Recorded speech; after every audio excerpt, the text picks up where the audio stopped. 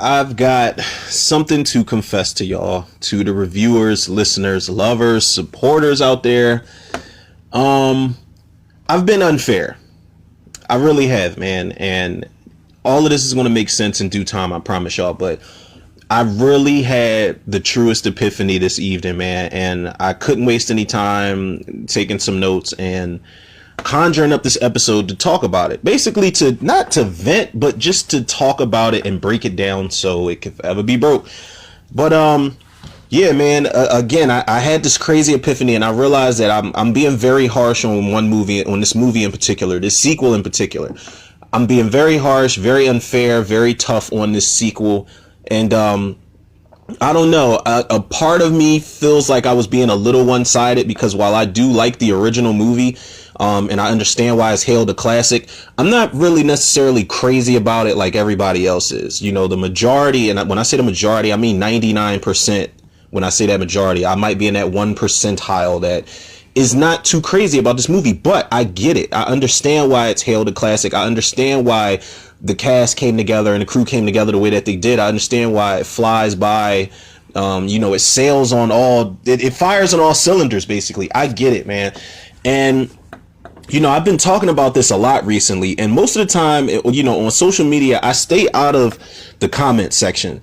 And when I say the comment section, I'm talking about just pages that I like and follow that have comments, with complete strangers talking amongst each other. One, because I don't have time for the trolling and the smart mouth motherfuckers. Like, one of the last things I really preferred not to do, or one of the last things I prefer to do, is argue with a motherfucker that's a keyboard warrior, that's tough that's tough behind the PC or the phone and all that type of shit. I don't have time for that. Plus, I'm really super sarcastic and it gets me riled up because I'll talk shit to you all day, all night. Like, you're going to end up looking for me as much as I'm going to get on your nerves and like embarrass you depending on what we're talking about. And that's not even no arrogance involved. But I stay out of the comments also because, aside from the trolling, it's like people, you can't have an unpopular opinion without people just coming for you, man. Like, it's like people forget that we're not going to all agree on the same shit. It's one of the things that makes conversations about cinema interesting. The fact that we all can agree to disagree. And strangely enough, man, I've been commenting this week in particular about this movie in particular.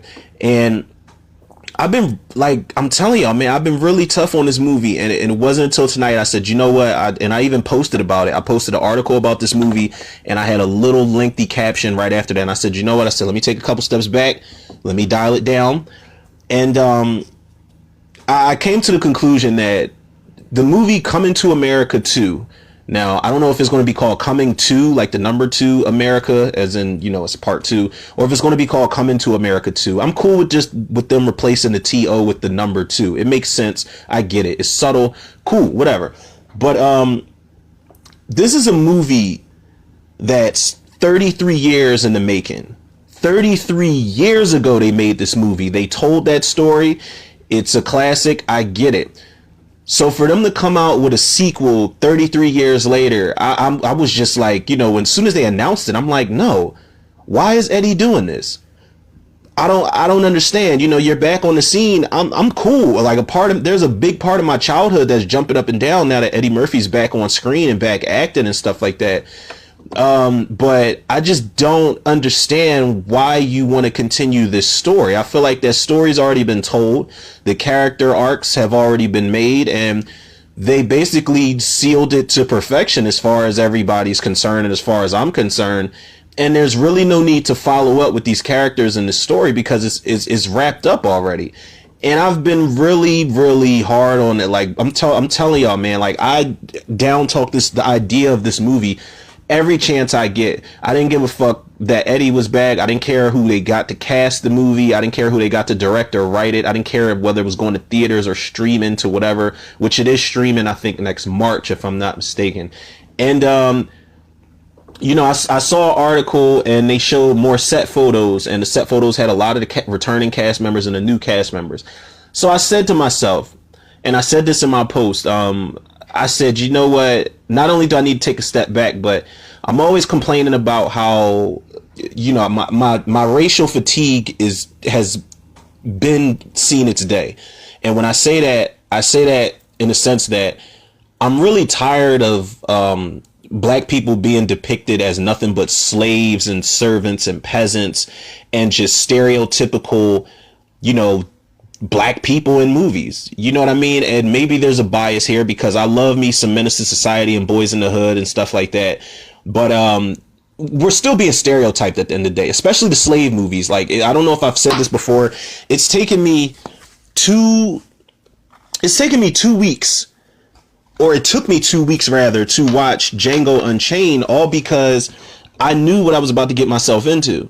And when I did, it was a task to get through, man. Let me tell y'all, I'm not even playing. It was such a task to get through. So I'm just so tired of us depicted as just, you know, damn near less than human objects on screen, man.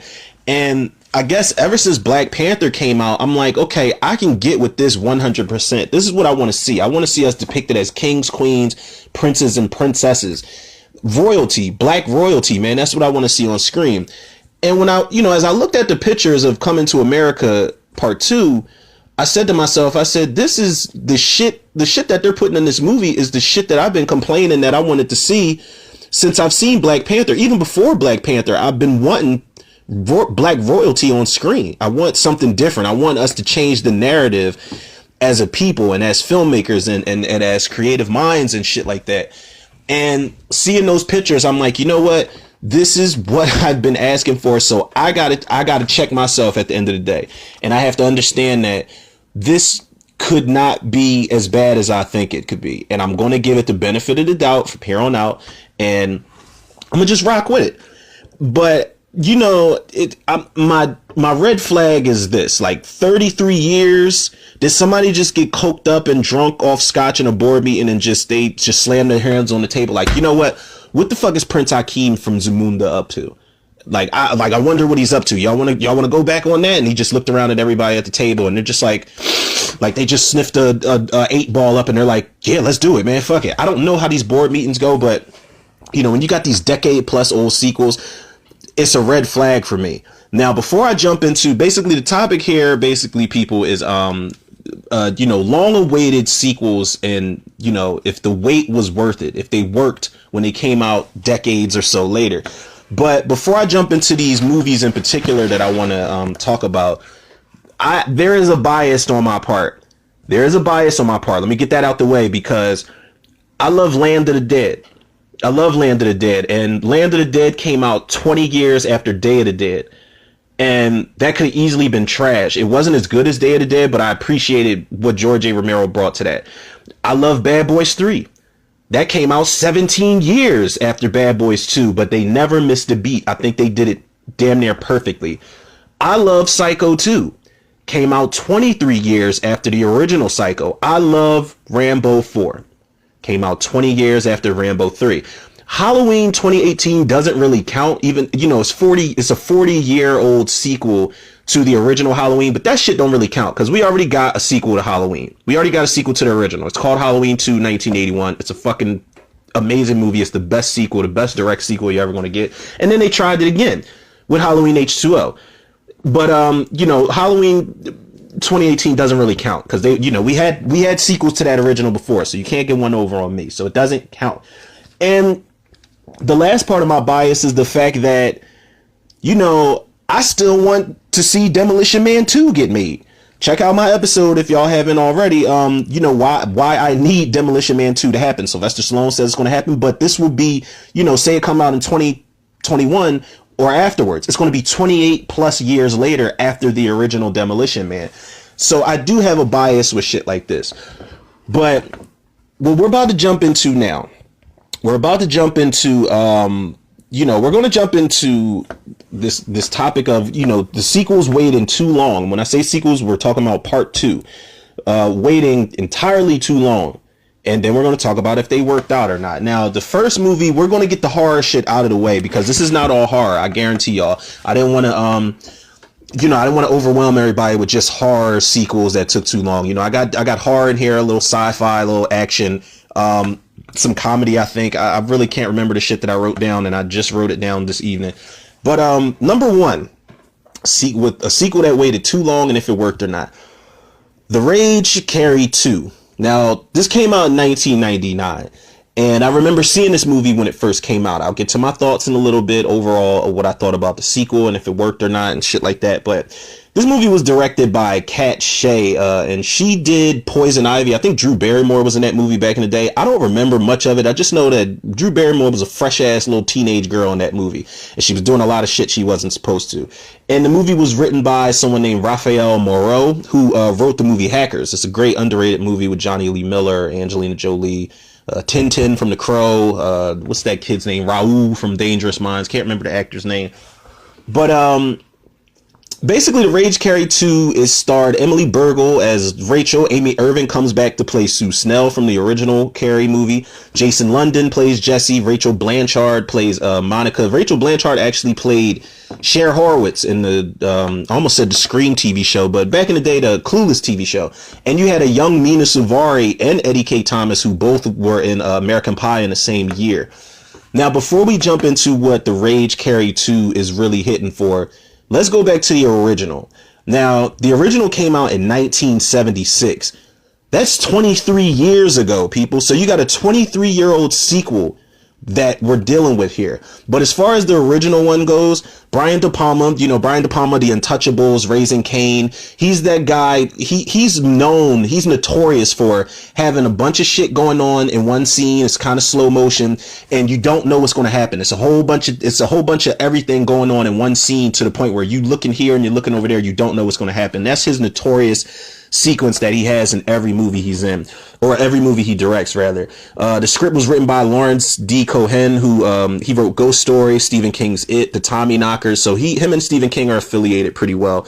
And of course, the original has Sissy Spacek playing Carrie, Piper Laurie playing the mom, William Katt, Nancy Allen, fucking John Travolta of all people. Go figure. Now, that was that. Carrie was a hit. And as far as the sequel goes, like plot-wise, some of these plots I'm not going to be able to explain all the way, people, because some of these movies I've seen like once or twice or maybe 1.5 times. But I remember The Rage Carrie 2, and the plot's basically the same shit. But the twist is that Rachel here shares the same telekinetic powers as Carrie did, but the powers are transferred by the dad. So it's not the mom's fault, it's the dad's fault as far as I'm concerned, because there's a different woman that plays Rachel's mother in this. I can't remember that actress's name. So it's the same shit. She's the social misfit in high school. She's only got one best friend. Her best friend dies in the movie, and that triggers a lot of things. Her dog gets fucked up. She falls for the popular jock guy, and it's pretty much it's not a carbon copy of the original movie, but it's the same fucking premise. It's the same girl gets, she's an outcast, social misfit, but, big party at the end as opposed to a prom, and shit hits the fan. It does. Same old premise. Does it work? Nah, man. And honestly, The Rage Carrie 2 is a guilty pleasure for me only because of that, that party sequence. Other than that, the movie doesn't make sense. Why would you call it? You could have easily called it The Rage, and then as you progress the movie, you could have called it The Rage and left Amy Irving's character out of it for at least until the first or at least until the second or third act. And then people would have been like, holy shit, that's the girl. Is she playing the same character from Carrie? Oh, but they could have called it The Rage. I don't know why they called it Carrie 2. Carrie's fucking dead. She's nowhere to be found in this movie. So the title doesn't even fucking make sense. So it doesn't really work. Are there highlights in this movie? Sure, of course. Like I said, I only watch this movie. I will watch this movie and fast forward straight to the party scene. I will skip straight to that party scene where Rachel gets shit popping. And it's a decent highlight. She's got this heart tattoo that she had a matching tattoo with her best friend that died. And it starts pulsating. The tattoo starts pulsating. These veins start to form on her arm and her face and her legs, her entire body. And she starts to do her damn thing. She starts to get real Dark Phoenix Jean Grey up in that bitch. And she's tossing like harpoons all over the place. She's like shattering people's glasses, making their eyes fucking pop out. And when their eyes pop out, they shoot a harpoon into somebody's dick and the dick flies into the pool. It's insane. She's killing people with CDs on some Hellraiser 3 type of stuff. That is the biggest highlight of the movie. But my overall thoughts for The Rage Carrie 2, this is a sequel that did not have to be made. And if you were going to do a follow-up, which it was in your best interest to not do a follow-up to Carrie. It's a fine standalone movie. And I'm even a person that can find even the slightest story in movies that don't even need sequels, but this one was definitely one that didn't need one. So overall, this is one, a sequel that waited too long that just doesn't work at all. And as much as I love that party scene, overall as a film, it's not a good film, and I'm pretty sure it got really bad reviews and bad box office returns and stuff like that. And I hate to say it, man, rightfully so, because this is a movie that really shouldn't have been made, and it was might have been one of the earlier cash grabs, trying to cash in on a household name out of nowhere, 23 years later. So it just didn't work, man.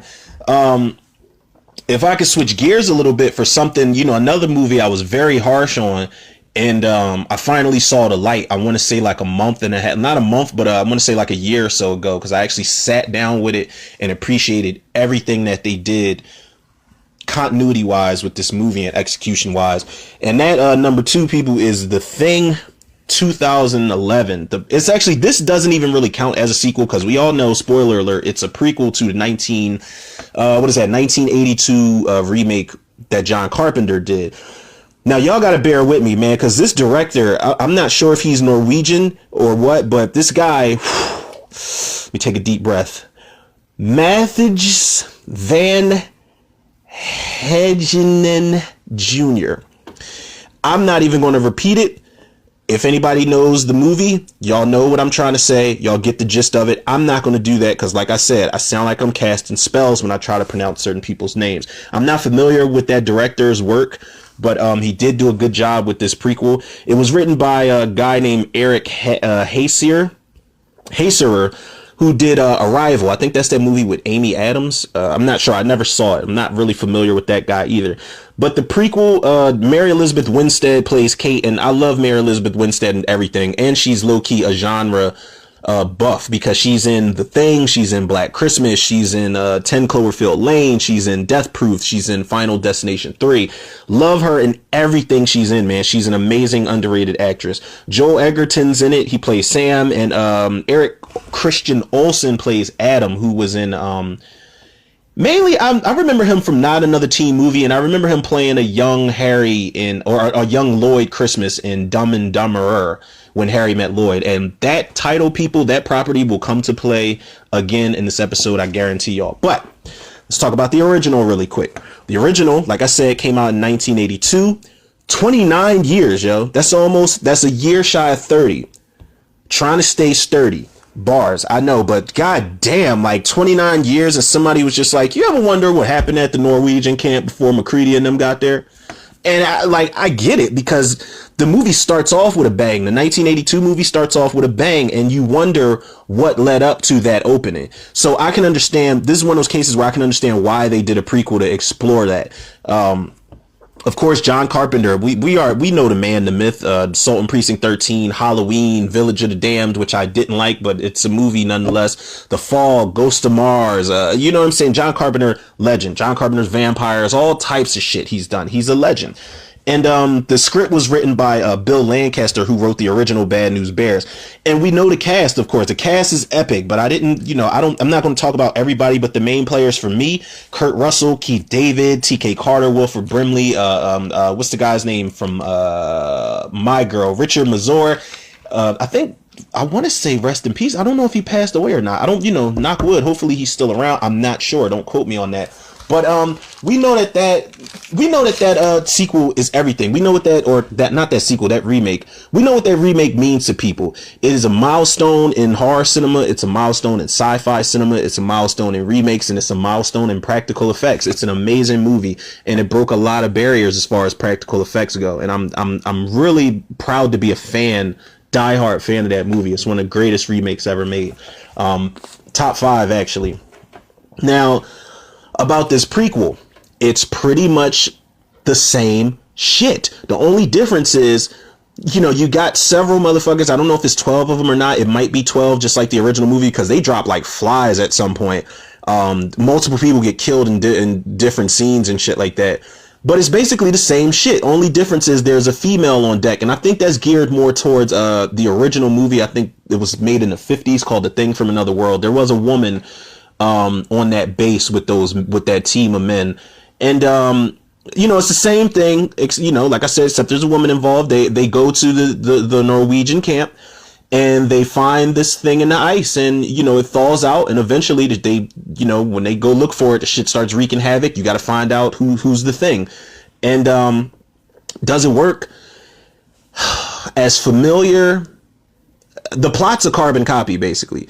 And as familiar as the plot is, it works. Because you do want to know who's the thing. It's like, that case of like Invasion of the Body Snatchers or The Faculty or whatever your favorite alien movie or Who's the Thing type of monster movie that, whatever you want to name, whatever your poison is in that genre or that subgenre, it does work because it does keep you guessing. The only thing that works against it is you don't get attached to the characters nowhere nearly as much as you do the original remake. These characters are very disposable with the exception of a few, and I don't give a fuck if you know them from like the guy that plays Killer Croc. I'm not even going to attempt to pronounce his name, no disrespect. He plays a character in that movie. The guy from Game of Thrones and the redhead guy with the red beard, and he's also in The Fate of the Furious. He's in there, but it's like we don't spend enough time, and there's not enough interaction and camaraderie amongst these characters for you to really give a shit about them. But the plot does work because it keeps you guessing. It's a whodunit type of thing. But they play off a lot of the same beats. Somebody breaking into the blood stash, and you got to check this person for this and that. The highlights of this movie. I will say this, man. I was very hard on this movie because you can't go from practical effects to a CG extravaganza like they did here. And, one of the things that they did when they made this movie, they did this movie with practical effects, but they just layered CG on top of, it looks like every practical effect. Every effect damn near is... until unless it's the scene where they crack the alien open and there's a guy inside that was being absorbed, that's a great effect. That's a great practical effect. It looks amazing. It looks nasty, ooey gooey.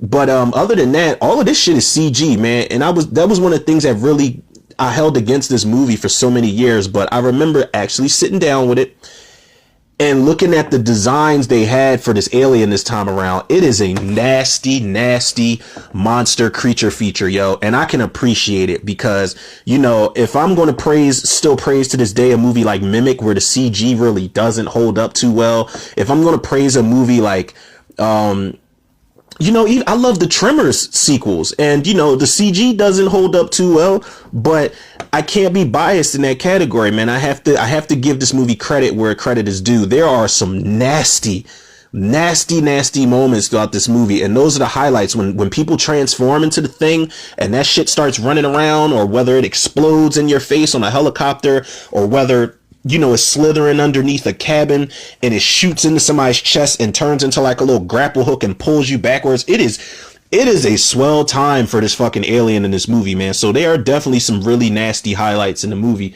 Not so much the acting and the characters, but did it work? I feel like with the way that the continuity was so airtight, and the way that they ended the movie, and you can literally watch this prequel and it can go hand in hand, literally can be one movie if you want to splice it properly, with John Carpenter's 1982 remake. This shit literally, like down to that, from the axe in the door to the split face alien, to the dog leaving the Norwegian camp and the two guys in the helicopter. They show the guys getting in the helicopter to go chase this dog down, the opening in the 1982 remake. So they were very careful, and they really did their homework as far as continuity goes, man. So I really enjoy, I do now. I enjoy it a hell of a lot more than I ever did. And it worked. Yeah, it worked for me. Now, moving on to number 3. We don't have too many to get into tonight, but number 3, Dr. Sleep. It's pretty fucking confusing at times, man, but Dr. Sleep came out in 2019, last year, actually. And I didn't see it actually until this year. I was a little late to the party. Plus, because I didn't read the book. I wanted to get the book first before I even jumped into the movie. I was very excited about that book. I was excited about the idea of the further adventures of Danny Torrance, pretty much. But this movie was directed by Mike Flanagan, who did one of my favorite movies to come out in recent years that I did a first time watch commentary. If y'all want to check that out, it's called Hush. It's a really, really good movie that plays off the senses, kind of like like Jennifer 8 or Hear No Evil, shit like that. Or if you want to go farther back, you can think of something like Wait Until Dark. I want to say Audrey Hepburn was in that movie. But he also directed Gerald's Game. I never finished watching Gerald's Game. It was getting pretty strange. And he also directed Oculus. Hate that fucking movie. Didn't like it. Can't stand it. No disrespect to Mike Flanagan. I do not like that movie at all. I got it as a Redbox rental. It was a waste of $1. And he also co-wrote this script with Akiva Goldsman, who, Akiva Goldsman wrote the screenplays for Batman Forever and Batman and Robin. So, yeah, there's that. But moving on, Ewan McGregor. I'm not a big Ewan McGregor fan much at all, but he plays Danny Torrance. I didn't really buy him as an adult Danny Torrance at all, really. And he does what he has to do, I guess, given the material. But whatever, Rebecca Ferguson plays Rose the Hat. She's like the main antagonist amongst the rest of the antagonists in the movie. Kylie Karan plays Abra, the girl who's basically the new female Danny, the new kid female Danny, basically. Cliff Curtis, who is a chameleon, another underrated actor who can play any type of fucking nationality or role that he wants to. He plays Billy in the movie. The cast isn't too bad. I can't remember the guy's name who plays Lurch in the Addams Family, but he's also in this movie. And he it's good to see him and recognize him. Now let's talk about the original. The Shining came out in 1980. 39 years, people. That is, look, if that much time is passing by, if it's my own fucking property, if I'm Stephen King, I must be really bored, high, or drunk to just really sit there and be like, it's 39 years later, what's Danny Torrance up to? No, some stories need to be left alone. But I was intrigued because I'm like, how are you going to follow up The Shining? It's a masterpiece. Whether Stanley Kubrick likes the book, whether Stephen King likes the movie, I don't care. I love the movie. It's one of my favorite movies. It's one of the scariest movies I've ever seen in my life. Now, directed by Stanley Kubrick, we know, Mr. Clockwork Orange himself. He also wrote the script with Diane Johnson. I'm not familiar with her work, but she's definitely a part of the writing credits. And we already know what it's hitting for. Jack Nicholson, Shelley Duvall, Scatman Crothers, Danny Lloyd. The cast, you didn't need a lot of cast here because it was so, with all the space that they had to run around in the Overlook Hotel, it was still very enclosed. It was still very claustrophobic, eerie. It just worked. The Shining is one of the greatest psychological, if you will, horror movies ever made. Now, the sequel plot, I don't know if I'm going to be able to explain this properly. I know Danny Torrance is all grown up. He's still fucked up from what happened to him at the Overlook Hotel. He has crazy dreams.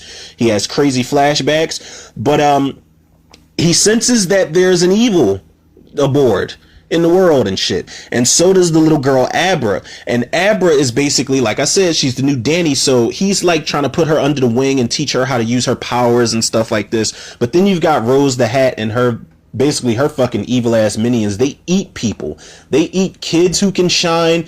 They fuck people up. They're murderers. But it's like this, excuse me, there's this weird supernatural alienistic element that they brought to this new plot. And this is one of the reasons why I should have read the book to gear me up for this crazy shit, because while The Shining was definitely a psychological horror movie, it was still very much grounded. Like Danny could shine, but it was grounded. People weren't flying around having these crazy ass dreams, and people weren't moving like they were fucking Wesker from Resident Evil Retribution or Resident Evil Afterlife. Like, it's just weird. They got really weird, and it's straight away from how grounded the original movie was. But they wanted to do something different. They wanted to advance the story. I don't know how close it is to the Stephen King novel. I'm assuming very close if Stephen King gives it his seal of approval.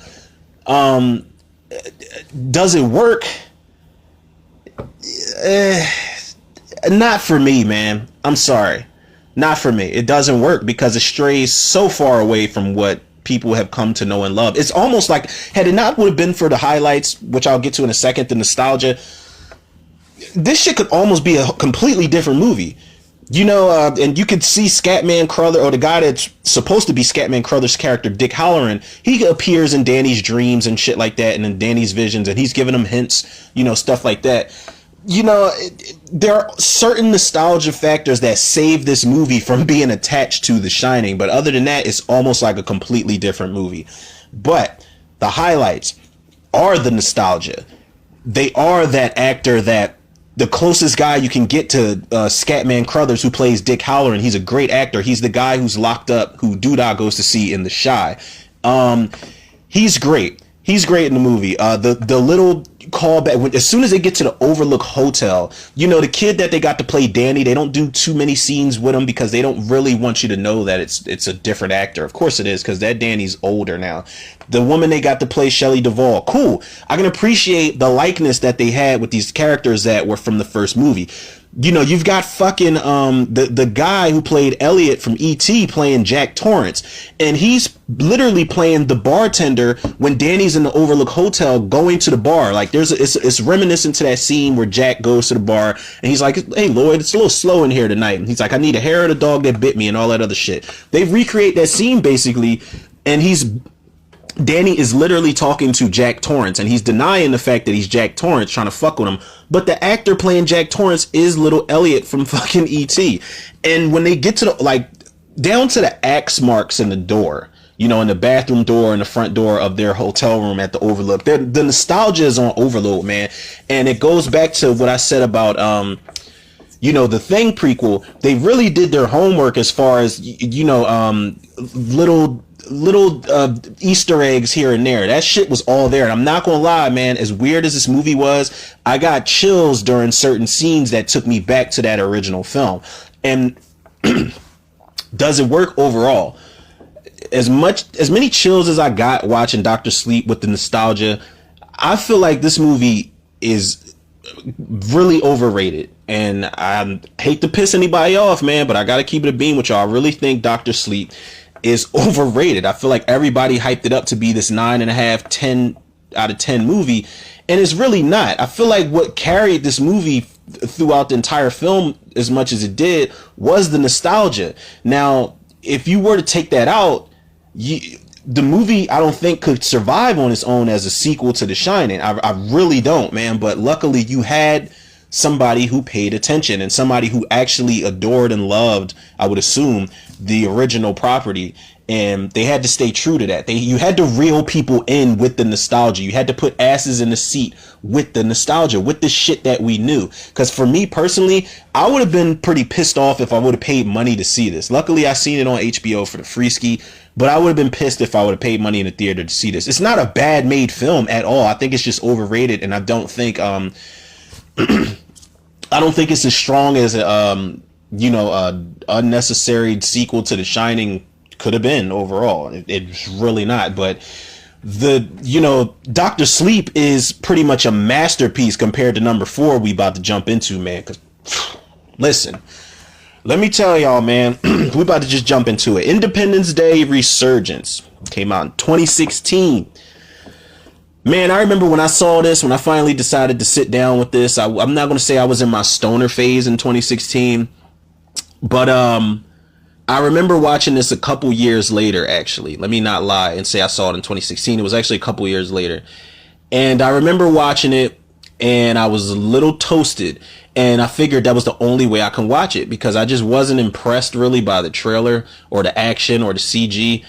And I remember when I watched it, there was only one scene that really made me space out. And I'll get to it when I talk about the highlights of the movie. But this shit, man, Roland Emmerich came back to direct it. So that's the best type of continuity you can ask for. It's the same director from the last movie.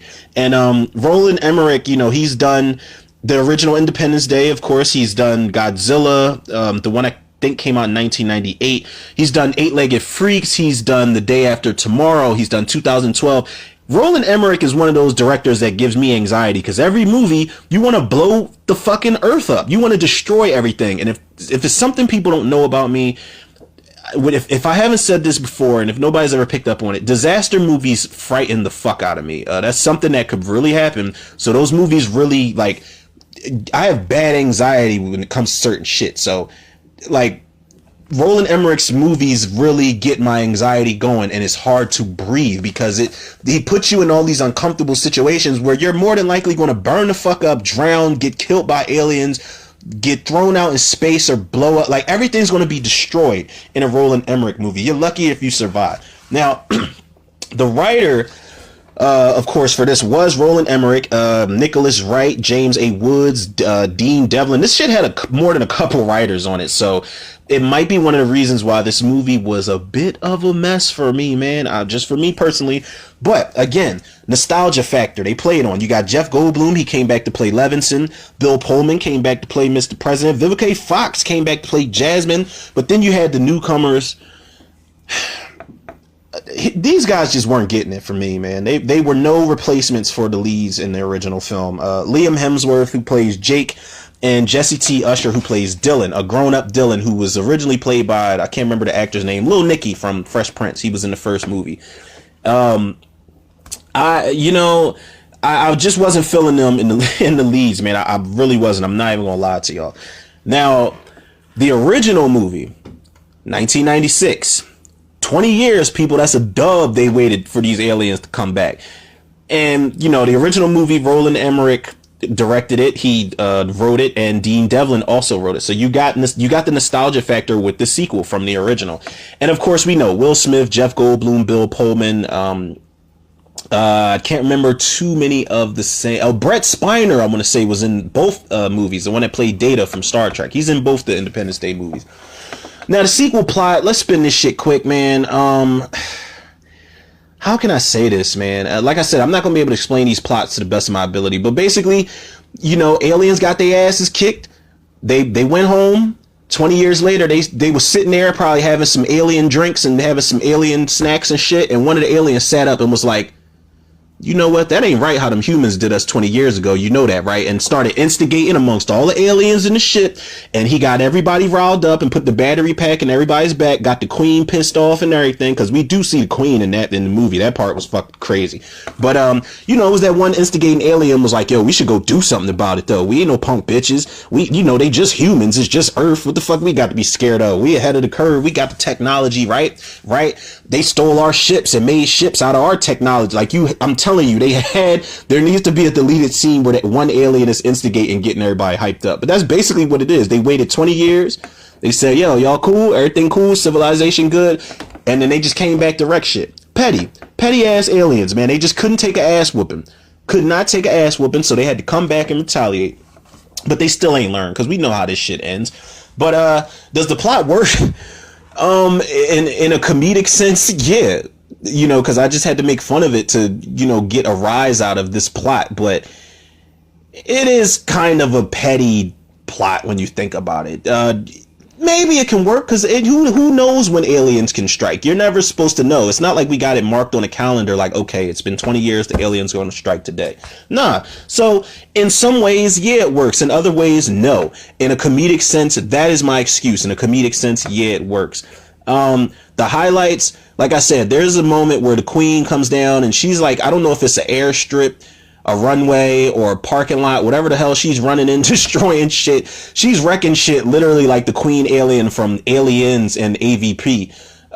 But another highlight was they have this Star Wars like fighter ship jet sequence where Liam Hemsworth and Jesse T. Usher are just piloting these alien crafts I think they're on the alien planet. They try to have some, comedy moments on the planet and shit like that. Liam Hemsworth takes a piss on the planet and stuff like that. But, that was one of the benefits of being toasted when I saw this movie, because, I literally sat in front of the TV during that sequence and I'm like, okay, this is like something out of Star Wars, so I can get with it.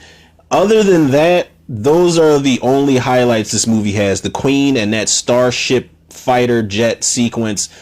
But my overall thoughts for this movie, it was a very unnecessary sequel. It's just another excuse for Roland Emmerich to blow shit up, to bring back and try to, first of all, Will Smith should have been in this movie, if anything. He should have been in a cameo, but, you know, it was, to my understanding, he died trying to pilot one of the ships or something like that, because they have a big mural or a painting of him in, like, I want to say the White House or something like that. Some place where they show a picture of Will Smith, a painting. But he should have been in this movie, man. And I honestly think it was between Independence Day Resurgence and Suicide Squad. Don't let me start no rumors or false truths, but I want to say that he had a choice to do Independence Day or Suicide Squad. And I want to say he made a chess move, because it's like, I could be in a sequel with all the nostalgia to my box office hit, or I can be in a DC movie and be in a universe where I can get a spinoff, I can get a solo movie, I can be in another Suicide Squad movie, I can be in a Batman movie, I can be in a Harley Quinn movie, don't matter. And I feel like, that didn't really turn out the way he wanted or we wanted it to, but I'd still respect the move, because this was not a good movie. Will Smith would have been the saving grace, but not even Jeff Goldblum and Bill Pullman could save this shit, man. No returning cast member could save this for me.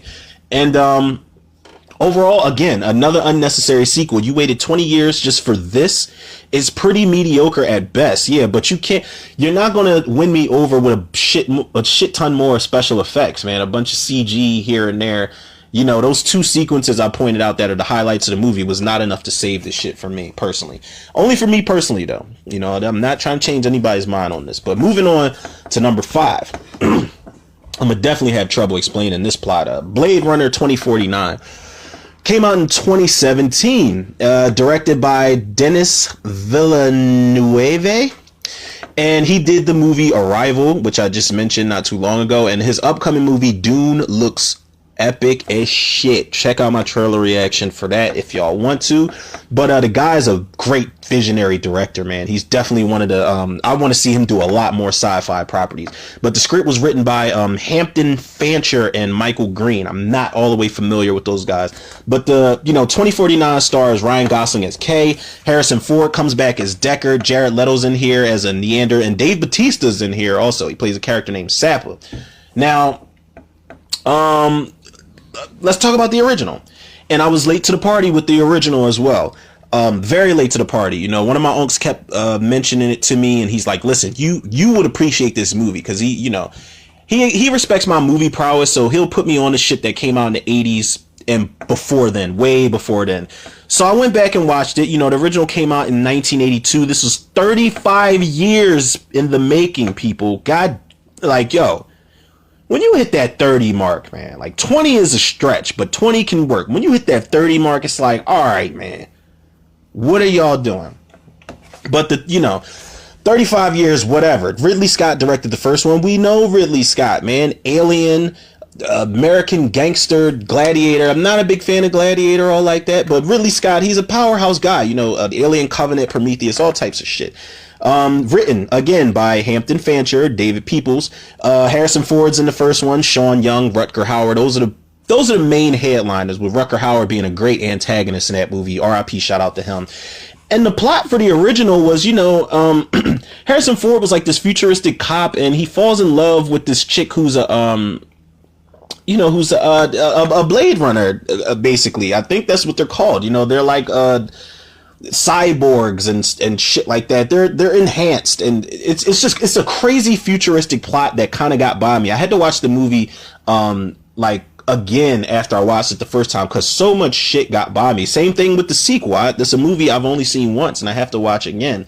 And the plot of the sequel is pretty much the same thing, only Ryan Gosling's taking up the mantle as the Harrison Ford character. He's like the officer who's hunting shit down, and he ends up getting caught up, but he ends up following a bunch of clues, and he ends up running back into Harrison Ford's character Deckard.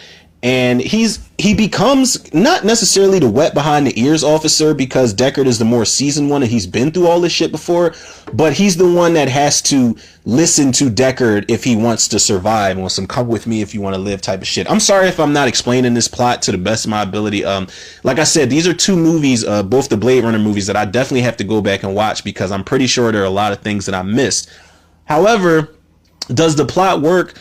Sure it does. I love Blade Runner 2049. I don't mind the plot at all because it advances the story. It advances the story. They stay true to the world that they created in the first one, but shit is very different now. You know, for it to be 2049, things are very different, but it's still like almost like in a simulation type of futuristic setting. But when you create a world like Denis Villeneuve created, you know, same as Ridley Scott did in the original, there are so many ways you can advance the story, you can advance the characters, and I can appreciate what they did with the sequel.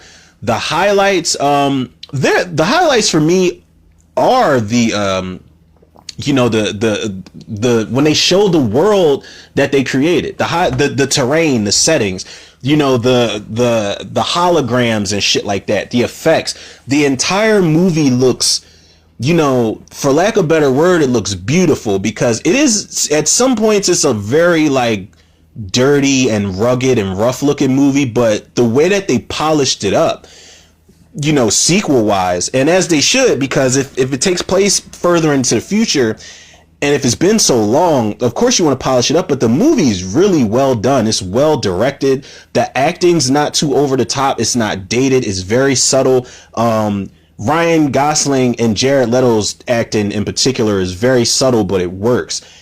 Jared Leto is Neander. He's a really strange, almost intimidating character, but he plays it cool. Same with Ryan Gosling. He's a badass, but he, you know, it's hard for him to break a sweat or, you know, break out of this cool Modi mode and shit, but it works, man. So the whole, you know, there are a lot of highlights in the movie. I can't really name too many in particular. Like I said, I have to go back and watch this movie, but overall, I do think this sequel works, man. This is one of those instances where I don't give a shit if it was 35 years later, because I was very impressed with the execution of this movie. I don't know if they're going to go ahead and do a third one.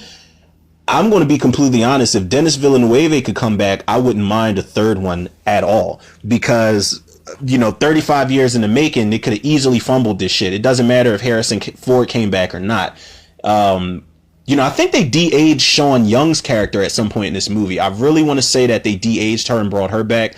I don't think it was her. It might have been a different actress, and they just put they layered the CG on her, but they definitely brought her character back, and there's a plot twist involving that.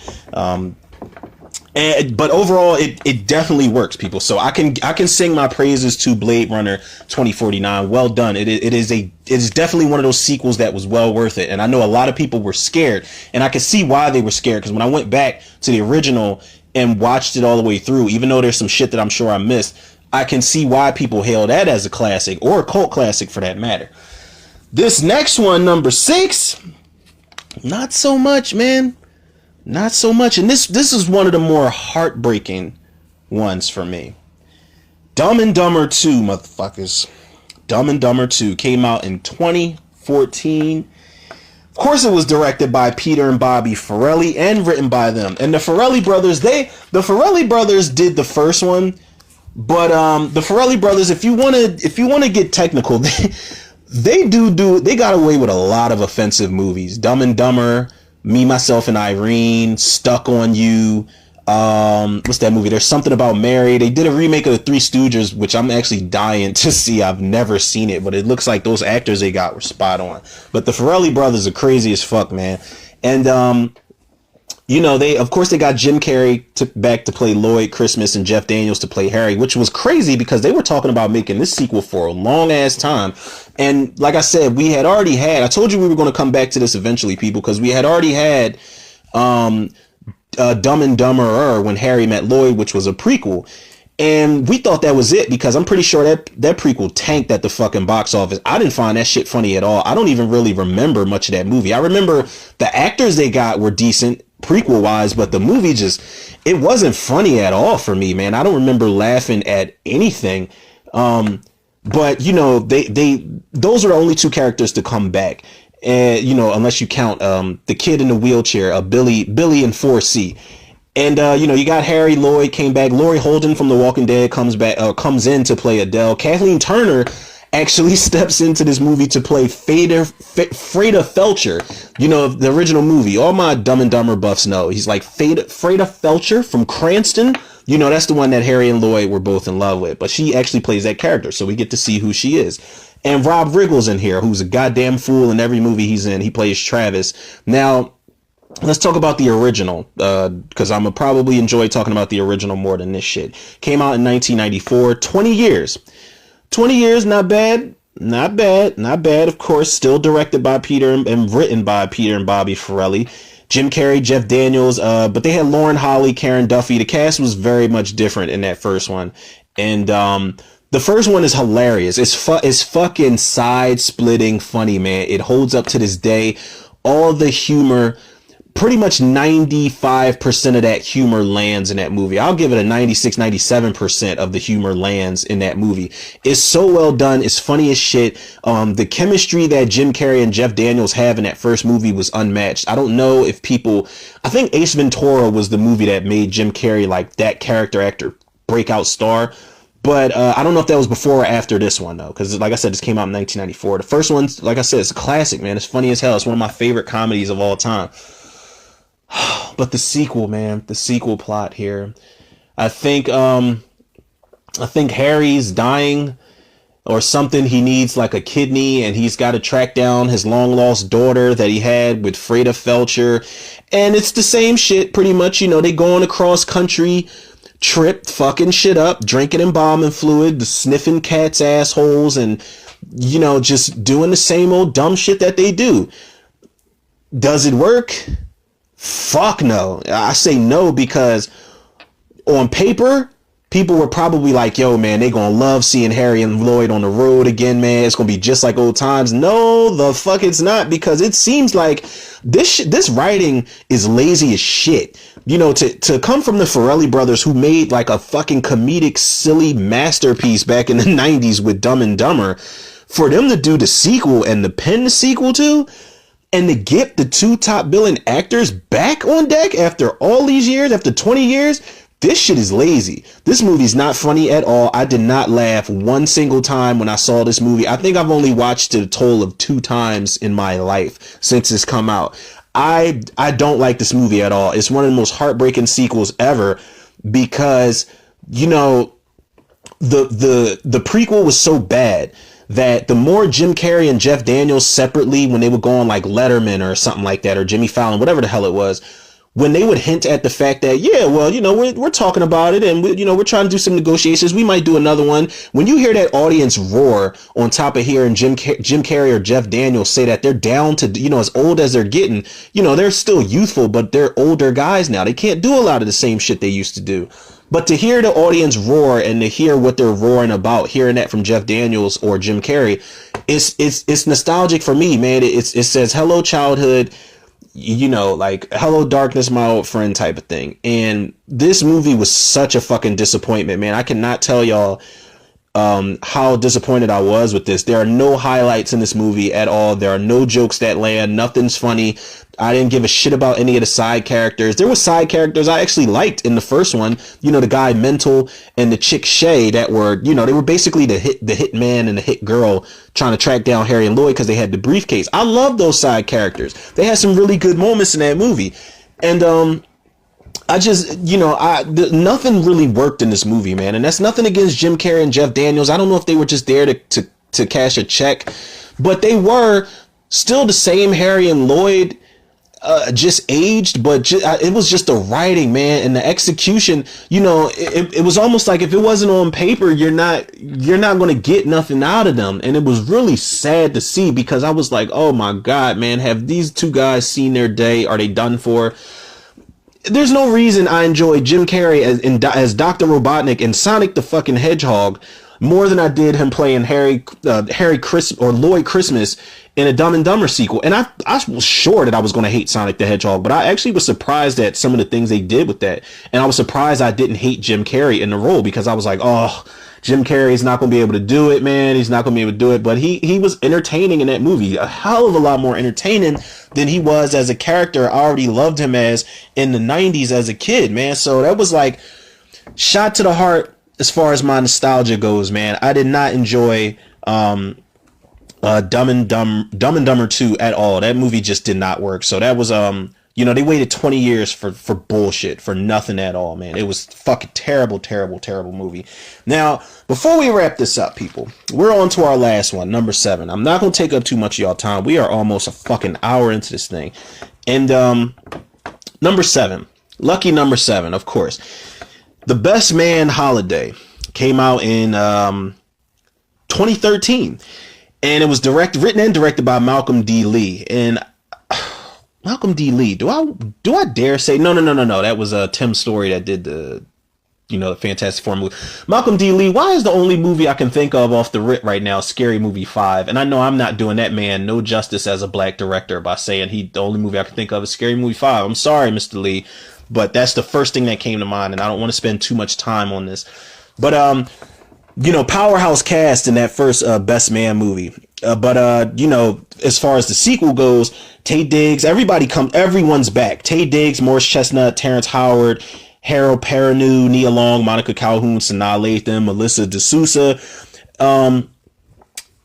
Everybody came back from the original. The original came out in 1999. It's not too long, but it's still kind of a stretch. You shouldn't have waited that long to make a sequel, but we'll talk about if it works or not. 14 years in the making the sequel was, and I was actually surprised that they got this off the ground when they did, because I didn't know when they were in production or anything. I just remember seeing the news that the movie was finished and they were coming out with it, and I'm like, oh shit, like, bet it. I'm ready to watch it. I love The Best Man. It's one of my favorite black cinema, drama comedies ever. It's really well put together. It's really well written. The acting is great in that movie. The cast is, like I said, it's a powerhouse black cinema cast if you ever seen one. And like I said, the plot for the first one is basically, you got a bunch of friends who went to college or high school together, and, they get together for Lance, played by Morris Chestnut. They get together for his wedding.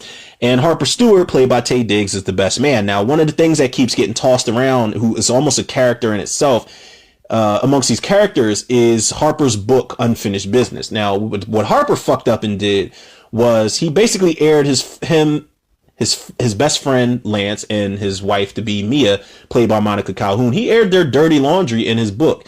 And, the trained eye and the trained mind is going to pick up after a while, which he did. So that was it was tense during a lot of moments, and it took you through a lot of emotions. It took you through sadness, it took you through happiness, it took you through laughter. It took you through a lot of different emotions. And the plot for the sequel, it's almost the same thing, because Harper still ain't learned from getting his ass whooped and almost fucking up Lance and Mia's wedding and almost fucking up his relationship with his girlfriend. Harper's still trying to get Lance to talk about something, because Harper's going through a dry spell at this point. He hasn't had a hit book in a long time, and his wife's pregnant, and he's like, listen, man, we gotta eat. Like, I gotta provide type of shit. We got a child on the way. So, everybody gets together for Christmas, for the holidays at Lance and Mia's big ass mansion. They got a fly ass house. They got a bunch of kids now, and everybody gets together. You got the same adult comedic hijinks that went on in the first movie, except they take it a step further, and it's a lot funnier in the sequel. For me personally, I think the humor is laid on even thicker in the sequel, and they do it really well. So does the plot work in the second movie? Hell motherfucking yeah, it works, because it's good to see all of these characters back on screen again and again. In a case like something like Bad Boys 3, no matter how much time has passed, 14 years have passed, it's like they never missed a beat. You get these characters that spark up these friendships all over again. You get certain characters that might spark up flirtations again. You get these characters that never had moments in the first movie that get to have moments in this movie together. And I love it, man. It's so nostalgic in all the right ways, and they do it right. It works perfectly well.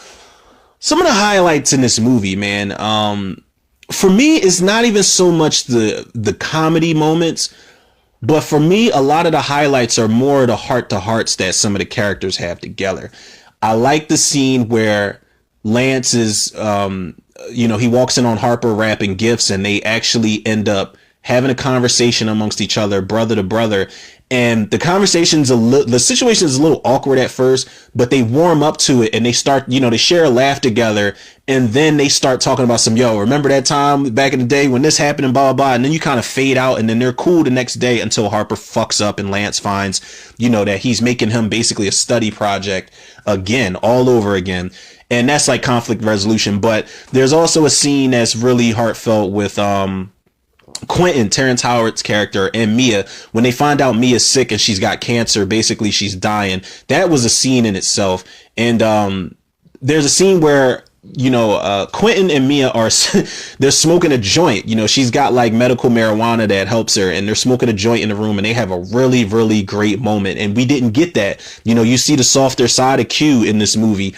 And there's speaking of Q, there's another scene where he's asking Harper, is he okay? Does he need some money? He's like, listen, I know you're doing bad and I know you're not going to tell us because you got your pride. He's like, listen, but we're your friends. We're your family. Let me help you. And he makes Harper cry. And there's actually a good improv line in there that Terrence Howard threw in there. And I didn't know until I listened to the commentary, and the director said that Terrence Howard improv'd one of the lines that actually made Taye Diggs laugh. So the highlights for me aren't more so the comedy, but the more heartfelt moments that they do in that movie. And the overall thoughts for that movie, I feel like it was amazing. I honestly, as a sequel, I'll give that movie a solid 10 out of 10.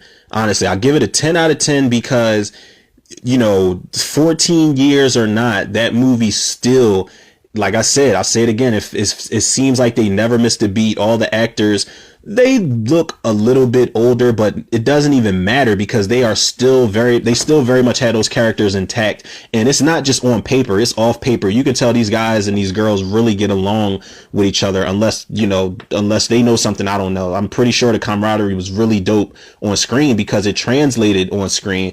And even if you look at the bloopers, you can see how much fun they're having with this movie. You would legitimately think that they've been friends since like high school and college and stuff like that. So the movie, and not to mention, the Best Man Holiday made me cry. I'm not gonna lie to y'all. That's another episode I'm gonna do where I talk about the tear jerkers that actually got me. The Best Man Holiday will be in that category, people, because I legit cried when Mia died. Spoiler alert. Sorry if nobody's ever seen it, but if y'all ain't seen these movies I'm talking about and y'all still into the episodes, for one, y'all are True Tudor Reviews MVPs for tuning in, but y'all gotta understand, man. Y'all have to understand that if I'm talking about these movies and y'all are tuning in, then you already know what it is. I'm gonna spoil some shit unless I say in the description or the title of the episode, unless I say non-spoiler episode or non-spoiler review. I'm going to throw spoilers out there, man. I can't help it. But nonetheless, man, the movie definitely works. It's very emotional. It's very funny. It's very heartfelt. It is actually one of the most underrated Christmas movies ever made, if you can believe that. So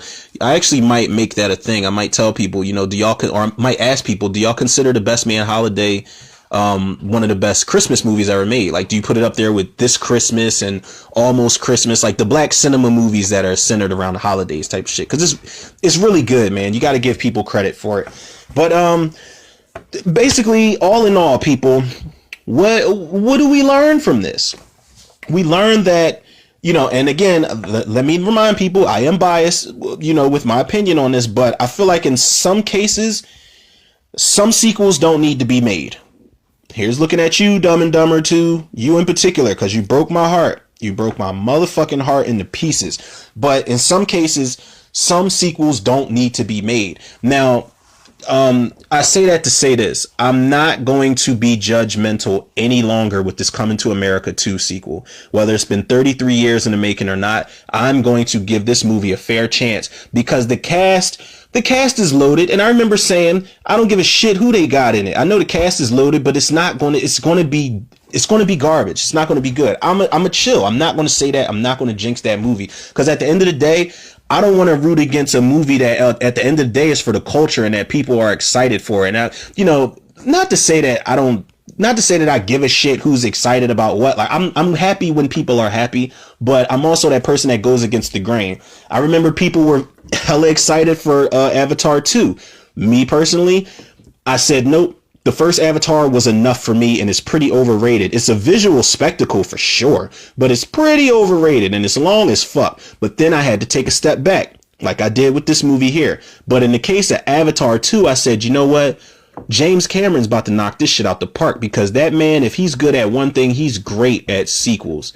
Aliens knocked it out the park. Terminator 2 knocked it out the park. There's a reason he's going to make an Avatar 2. I feel like he's going to do good with it. But as far as Coming to America 2, I don't remember who's writing the script or who's directing it, but you know, of course you got Eddie Murphy back. You've got Arsenio Hall back, James Earl Jones, Vanessa Bell Calloway even came back. The chick that plays Eddie Murphy's wife, I can't remember her name. She's in it. She's back in it. Wesley Snipes is in this shit. Tracy Morgan, Leslie Jones, Tiana Taylor's in this. Fucking Rick Ross is in is in Coming to America 2. And I posted something on Facebook earlier, and I said, we all know, the initiated know why Rick Ross got that role in Coming to America. And I said, fans of Triller, the album Triller, they know even more why he got that role. And, you know, it's lyrics that he said in one of the songs Billionaire that hint at the, not even hint, but it's a, you know, it's a, not a punchline, but it's a reference to Prince of Zamunda. And he's like, to be loved, though, with a feeling, you know, but it's like, go figure. They put him in, put him in fucking Coming to America. But I'm going to back up off this movie, man. I'm going to stop giving this movie so much shit. And I'm really going to start rooting for this to be good. Now, when I do my trailer reaction, that's going to tell me, and that's going to tell y'all everything y'all need to know as far as that movie goes. And y'all will hear it first from me. I promise y'all. Y'all already know I give the genuine reactions. I do. I don't hold back. I tell it like it is, man. If you don't believe me, listen to my fucking commentary, or not commentary, but fucking trailer reaction for The Craft Legacy. That shit, or The Witches. Two big ass disappointments, man, that I was kind of curious about. More so The Witches. I was curious about them doing a reboot, but The Craft, I was like, I don't know who this cast is. They're going with the CW shit, but it's like, I was not impressed with those two trailers at all. But this movie Coming to America, I'm gonna back up off it, because, you know, if it's for the culture, man, and it's pushing the narrative in the right direction where we're kings, queens, and we see princes and princesses and black royalty, I'm all for it, man. I'm not gonna shoot that shit down for a second. I actually am mad that I did in the first place and didn't see it. I didn't see the bigger picture at the end of the day, man. And you know, my apologies, people. I'm not afraid to admit when I was wrong about something, or admit when I turn over a new leaf about shit. So that's what I do, man. Keep it all the way a beam with y'all, man. And speaking of y'all already know where to go, man. Y'all better know where to go. And if y'all don't, y'all can follow the podcast on Anchor, Spotify, iTunes, Google Podcasts, Apple Podcasts, Overcast, Pocket Cast, Breaker, and Radio Public. Shout out to Anchor. Follow me on Facebook and Instagram, Romero Tudor. Shout out to the Facebook movie group, the Cinemaniacs. And last but not least, shout out to the Tudor reviewers, the listeners, the lovers, the supporters out there. I'm not gonna lie to y'all. I'm not spent. And even though this is only the second episode I put out today, I low-key still want to show Steven Spielberg some respects on his name for his birthday. And I do want to do commentary for either Jurassic Park, or I'm not going to do E.T. It's just too long. It's too many slow burn movies. If I was going to do it, I should have done it earlier in the afternoon. But it's either going to be Jurassic Park or one of the Indiana Jones movies. I'm not going to lie. And I'm leaning more towards Jurassic Park, the first one, because, you know, Netflix, I'm not sure why. They've got all the Indiana Jones movies on there, but they took Temple of Doom off. Like, I don't know. What the fuck is that about, Netflix? That's my favorite Indiana Jones movie. If anything, I would have leaned more towards that to do commentary for tonight, to put some respect on Steven Spielberg's name and on his birthday, because that's my favorite Indiana Jones movie. But they took it off. So no promises, people. I don't know. If I don't get around to the Steven Spielberg movie commentary tonight, I'll definitely do it this weekend. And again, anybody that has been asking me to review anything, or, you know, do commentary for anything, my apologies. And I assure y'all, I will get to them sooner than later. I do not forget about y'all, man. I keep y'all in mind every time I take these notes, every time I do these episodes. And y'all already know why, because the love and support y'all show me, man, I show it back to y'all tenfold and then some. So with that being said, people, yours truly, Romero Tudor, another episode of Tudor Reviews in the can. I'll check y'all on the next one.